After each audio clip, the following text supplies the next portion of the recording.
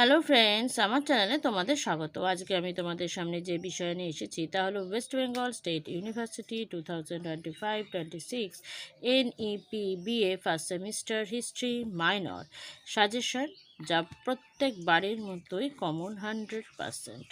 তো শুরু করছি প্রথমেই শর্ট কোশ্চেন দিয়ে, মানে 5 মার্কসের কোশ্চেন। এ একের এগুলো সবই 5 মার্কসের কোশ্চেন।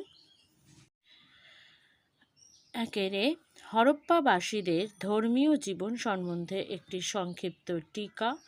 বি ক্ষুদ্রাসীয় আয়ুধের ওপর টিকা। সি কলিঙ্গ যুদ্ধের ঐতিহাসিক গুরুত্ব লেখো। ডি বৈদিক যুগের বর্ণ ব্যবস্থার ওপর টিকা। ই মৌর্য যুগের গুপ্তচর ব্যবস্থা সম্পর্কে একটি টিকা। এফ ষোড়শ মহাজনপদ সম্পর্কে একটি সংক্ষিপ্ত টিকা। জি জৈন ধর্ম ও বৌদ্ধ ধর্মের মধ্যে সাদৃশ্য ও বৈসাদৃশ্যগুলি কী ছিল।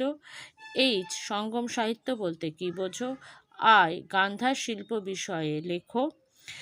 যে ঋগ বৈদিক যুগে নারীদের অবস্থা কেমন ছিল। 10 মার্কসের কোশ্চেন। 2-এর এ। তার আগে বন্ধুরা, তোমরা যারা এখনও আমার চ্যানেল সাবস্ক্রাইব করনি বা আমার চ্যানেলে নতুন, তারা প্লিজ চ্যানেলটি সাবস্ক্রাইব করো আর সাবস্ক্রাইবের পাশে থাকা বেল আইকনটি ক্লিক করে অল বাটনটি ক্লিক করে রাখো।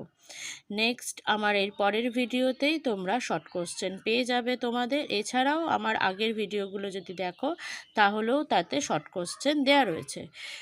তো শুরু করছি 2-এর এ ব্রড কোশ্চেন 10 মার্কসের। প্রাচীন ভারতের ইতিহাস রচনার উপাদান হিসেবে লিপি ও মুদ্রার গুরুত্ব আলোচনা করো। বি মৌর্য প্রশাসনের মুখ্য বৈশিষ্ট্যগুলি কী। সি মৌর্য সাম্রাজ্যের পতনের জন্য অশোক কতটা দায়ী ছিল। ডি হরপ্পা সভ্যতা কতটা নগরাশ্রয়ী ছিল। ই আর্যদের আদি বাসস্থান নির্ধারণ সংক্রান্ত সমস্যাটি পর্যালোচনা করো।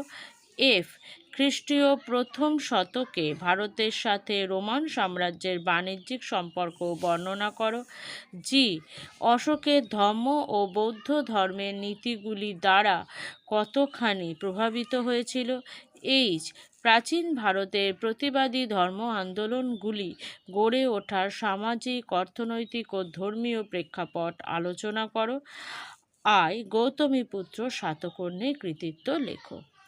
তো বন্ধুরা, আজকের মতো ভিডিও আমি এখানেই শেষ করছি। আবারও বলছি, তোমরা যারা এখনও আমার চ্যানেল সাবস্ক্রাইব করোনি তারা প্লিজ চ্যানেলটি সাবস্ক্রাইব করো আর সাবস্ক্রাইবের পাশে থাকা বেল আইকনটি ক্লিক করে অল বাটনটি ক্লিক করো।